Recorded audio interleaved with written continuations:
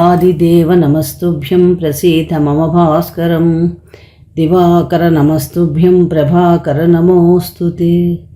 శ్రీ గురుభ్యో నమః. శ్రీ మహాగణాధిపతే నమః. శ్రీ మాత్రే నమః. Welcome to Mihiravani YouTube channel.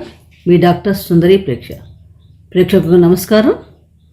ఈరోజు మనం ఈ వీడియోలో కుంభరాశి నుండి మీనరాశిలోకి ప్రవేశిస్తున్న రవి సంచారం 30 రోజుల్లో ఎటువంటి ఫలితాలు ఇవ్వబోతోంది, ఏ ఏ గ్రహాలతో కలవబోతున్నాడు, ద్వాదశ రాశుల వారికి ఎటువంటి పరిహారాలు చేసుకోవాలి, ఎలా ఫలితాలు ఇస్తున్నాడు అనే విషయాన్ని తెలుసుకుందాం.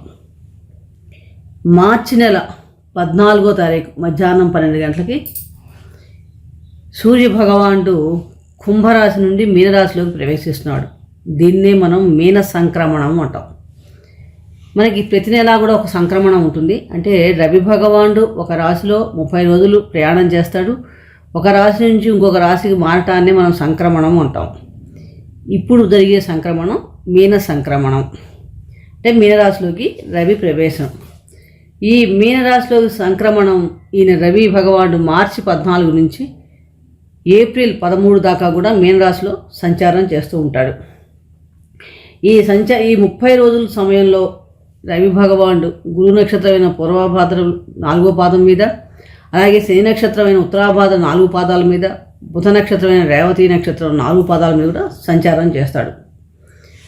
రవి మీనరాశిలో ప్రవేశించే సమయానికే మనకు అక్కడ బుధుడు రాహు కూడా సంచారం చేస్తున్నాడు. రాహు మాసం అంతా కూడా మీనరాశిలో సంచారం చేస్తాడు. బుధుడు 25 దాకా కూడా మీనరాశిలో సంచారం చేస్తున్నాడు. ఈ సమయంలో ఈ రవి భగవానుడు బుధ రాహులతో కూడా ఈ సంచార సమయంలో సంయోగం చెందబోతున్నాడు.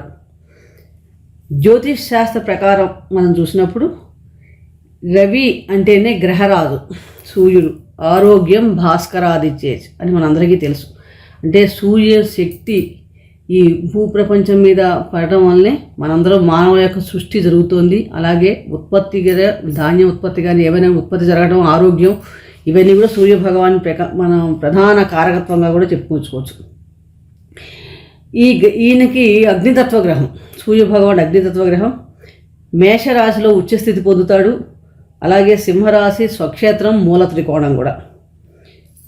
రవి కారకత్వాలు గమనించినప్పుడు మనకి ముఖ్యమైన కారణం పితృకారకత్వం ఎక్కువగా ఉంటుంది. అలాగే అధికారం, ప్రభుత్వం, గవర్నమెంట్ సంబంధించిన పనులు కానీ, సంతానకారకత్వం, పుత్రకారకుడు, ఆరోగ్యం, హార్ట్కు సంబంధించిన విషయాలు, అలాగే లోహాల్లో రాగి లోహం, ధాన్యాల్లో గోధుమలు, ఎరుపు రంగు, వీటన్నిటికి కూడా ఈయన కారకత్వం వహిస్తాడు. సహజంగా ఒక పవర్ కావాలన్నా, అధికారం కావాలన్నా, పదవులు కావాలన్నా, గవర్నమెంట్ ఉద్యోగాలు కావాలన్నా మనకి కూడా సూర్యభగవాని అనుగ్రహం ఉండాలి. ఈ మీనరాశి అన్నది జలతత్వ రాశి. భచక్రంలో 12వ రాశి, ద్వాదశ రాశి. అంటే ఒక సంవత్సరం తర్వాత మళ్ళీ మీనరాశిలోకి ప్రవేశిస్తాడు అని అనుకోవచ్చు. ఈ మీనరాశి అధిపతి గురువు. అంటే జలతత్వ రాశిలో అగ్నితత్వ గ్రహం ఎలాంటి ఫలితాలు ఇస్తుంది? సహజంగా అగ్నితత్వ గ్రహం జలరాశిలో అంత ఎక్కువగా ఫలితాలు ఇవ్వకపోవచ్చు. కానీ ఈ 30 రోజుల్లో బుధుడితోనూ రాహుతోనూ కూడా సంయోగం కావడం వలన ఎవరి వ్యక్తిగత జాతకంలో అయినా సరే రవి మిత్రుడై ఉండి అనుకూల స్థానాల్లో కనుక సంచారం ఉండుంటే కనుక, పొజిషన్ పొంది ఉంటే కనుక వారికి కొంచెం మంచి ఫలితాలు రావడానికి అవకాశం ఎక్కువగా ఉంది.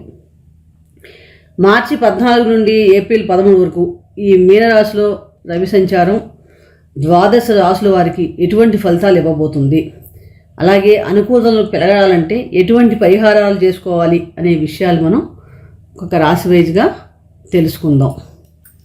కర్కాటక రాశి. పునర్వసు నక్షత్రం 4వ పాదంలో జన్మించిన వారు, పుష్యమి నక్షత్రం 4 పాదాల్లో జన్మించిన వారు, ఆశ్లేష నక్షత్రం 4 పాదాల్లో జన్మించిన వారిది కర్కాటక రాశి అవుతుంది. రాశ్యాధిపతి చంద్రుడు. కర్కాటక రాశి వారికి రవి భగవానుడు ద్వితీయాధిపతి భాగ్యస్థానంలో సంచారం చేస్తున్నాడు. అలాగే తృతీయ వ్యయాధిపతి అయిన బుధుడితో కలిసి కూడా సంచారం చేస్తున్నాడు. ఈ సంచార సమయంలో కర్కాటక రాశి వారికి మనం చూస్తే కనుక కొంచెం ఈ మాసంలో మీకు మిశ్రమ ఫలితాలు గోచరిస్తున్నాయి. సహజంగా ఏంటంటే ఈ మాసంలో కొంచెం అధిక ఒత్తిడి ఎక్కువగా ఉండే అవకాశం ఎక్కువ కనిపిస్తుంది. చాలా ఎక్కువగా టెన్షన్స్, ఆందోళన స్థాయిలు ఎక్కువగా ఉంటాయి. కాబట్టి వీళ్ళు మొదటి నుంచి కూడా వీటిని కొంచెం మీరు ప్రయత్నపూర్వకంగా తగ్గించుకునే ప్రయత్నం చేయండి. దానివల్ల మీరు కొంచెం అంటే మెడిటేషన్ చేయడం కానీ, కొంచెం డైవర్ట్ అయ్యి మిగిలిన విషయాల మీద ఒక దైవబలం పెంచుకోవడం కానీ ఇలాంటివన్నీ చేస్తుంటే చాలా మటుకు ఈ మాసం అంతా మీకు ప్రశాంతంగా ఉండడానికి అవకాశం ఎక్కువగా ఉంది. ఉద్యోగపరంగా చూసినప్పుడు మీకు ఇక్కడ చాలా మటుకు ఒత్తిడి ఎక్కువగా ఉన్నా కూడా వృత్తిలో మీకు మంచి సంతృప్తి పొందడానికి అవకాశాలు ఉన్నాయి. మంచి మంచి అవకాశాలు రావటం కానీ, సాటిస్ఫాక్షన్ లెవెల్లో మీరు పనిచేయడం చక్కగా జరుగుతుంది. అలాగే వ్యాపారంకి సంబంధించిన వ్యాపారస్తులకు కూడా చాలా మటుకు బాగుంది. మీ తోటి వ్యాపారాలతో కానీ, మీ తోటి ఉద్యోగస్తులతో కానీ చక్కగా సత్సంబంధాలు మంచిగా ఉంటాయి ఈ మాసంలో. మీకు దానివల్ల మీకు జాబ్ సాటిస్ఫాక్షన్ అనేది ఈ మాసంలో చక్కగా బాగుంటుందని చెప్పవచ్చు. అలాగే మీ స్కిల్స్ కూడా చక్కగా ఈ మాసంలో డెవలప్ అవుతాయని చెప్పవచ్చు. ఈ మాసంలో మీకు ఏంటంటే కొంచెం ఆత్మీయుల నుండి కొంచెం దూరంగా వెళ్ళాల్సిన పరిస్థితి రావడం కానీ, ఏదైనా దూర దేశ ప్రయాణాలకు వెళ్ళే అవకాశాలు కానీ అలాంటివి ఎక్కువగా కనిపిస్తున్నాయి మీకు. ఒక్కొక్కసారి మీ కమ్యూనికేషన్స్ వల్ల అకారణంగా కలహాలు వచ్చే అవకాశాలు కూడా కనిపిస్తున్నాయి. అంటే మనం మాట వాళ్ళ అపార్థాలకు దాబివ్వటం కానీ, దగ్గర బంధువులతో ఇలాంటి ధన నష్టం ఇలాంటివన్నీ కూడా ఉండే అవకాశం ఉంది. కాబట్టి వీలైనంత వరకు ఇక్కడ చాలా మటుకు మీరు జాగ్రత్తగా ఉండండి. అలాగే ఈ రవి సంచారం మీనరాశి జరిగే సమయంలో మీకు ఏంటంటే విదేశీ సంబంధమైన ప్రయాణాలు మంచి అనుకూలమైన ఫలితాలు ఇస్తాయి. అలాగే వ్యాపార విషయాల్లో కూడా విదేశీ సంబంధమైన వ్యాపారాలు చేస్తే వాళ్ళకి చాలా మటుకు చాలా బాగుంటుందని చెప్పవచ్చు. ఈ మాసంలో మీకు జీవిత భాగస్వామితో కొంచెం దూరంగా ఉండే పరిస్థితి కూడా మనకి ఈ మాసంలో ఎక్కువగా కనిపిస్తోంది. కాబట్టి వీలైనంతవరకు సంయమనం పాటించండి. అనవసరంగా మనం గొడవలకి వెళ్లకుండా ఉంటే మంచిది. ఈ మాసంలో ఏంటంటే మీకు ఆధ్యాత్మిక విషయాల మీద ఎక్కువగా ఆసక్తి కలిగి ఉంటారు. ఉన్నత ఉద్యోగం కోసం కానీ, లేకపోతే విద్యా సంబంధం విషయాలకు కానీ, విదేశాలకు వెళ్ళే సుదూర ప్రయాణాలు చేసే అవకాశాలు కూడా ఎక్కువ కనిపిస్తున్నాయి. ముఖ్యంగా ఏంటంటే ఎవరైనా విద్యార్థులు ఎవరైనా ఉంటే ఈ రాశిలో వారికి కూడా మీకు విదేశీ యోగం, చదువుకోవడానికి ఉన్నత విద్య కోసం విదేశాలు వెళ్ళే అవకాశాలు కూడా కనిపిస్తున్నాయి. చక్కగా అంటే మీకు అనుకున్న కాలేజీలో సీట్లు వచ్చే అవకాశాలు కూడా ఉంది. అలాగే ఈ మాసంలో మీకు మీడియా రంగానికి కానీ, కంప్యూటర్ సైన్స్ కానీ, లేకపోతే మన కమ్యూనికేషన్స్ కానీ, జర్నలిజం వీళ్ళందరికీ కూడా చాలా మటుకు చాలా బాగుందని చెప్పవచ్చు. ముఖ్యంగా కొత్త మార్పులు వృత్తిలో అయితే కొంచెం మార్పులు వచ్చే అవకాశాలు కూడా మనకు ఎక్కువగా కనిపిస్తుంది.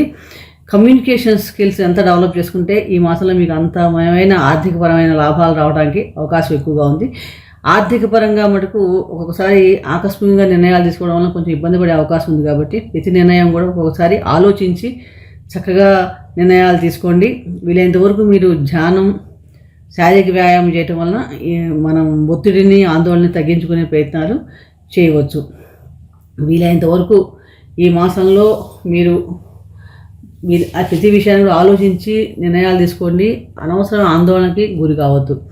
అలాగే ఈ మాసం ఎవరికైనా వ్యక్తిగత జాతకంలో రవి బుధులు మంచి స్థితిలో పొంది ఉంటే కనుక వారికి మంచి ఫలితాలు రావడానికి అవకాశం ఎక్కువగా ఉంది. అనుకూలమైన ఫలితాలు పొందాలంటే మీరు ప్రతిరోజు కూడా దుర్గా ఆరాధన ఎంత చేసుకోగలిగితే అంత మంచి ఫలితాలు ఇస్తుంది. అలాగే సూర్యారాధన చేసుకోండి.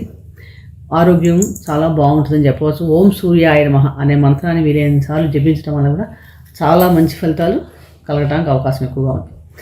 మరొక రాశి గురించి మరొక వీడియో తెలుసుకుందాం. ఈ వీడియో నచ్చినట్లయితే లైక్ చేయండి, షేర్ చేయండి. సబ్స్క్రైబ్ చేసుకోకపోతే సబ్స్క్రైబ్ చేసుకోండి. రాబోయే వీడియోలో మనం క్రోధీనామ సంవత్సరం యొక్క ఫలితాలు కూడా సంవత్సర ఫలితాలు తెలుసుకునే ప్రయత్నం చేద్దాం.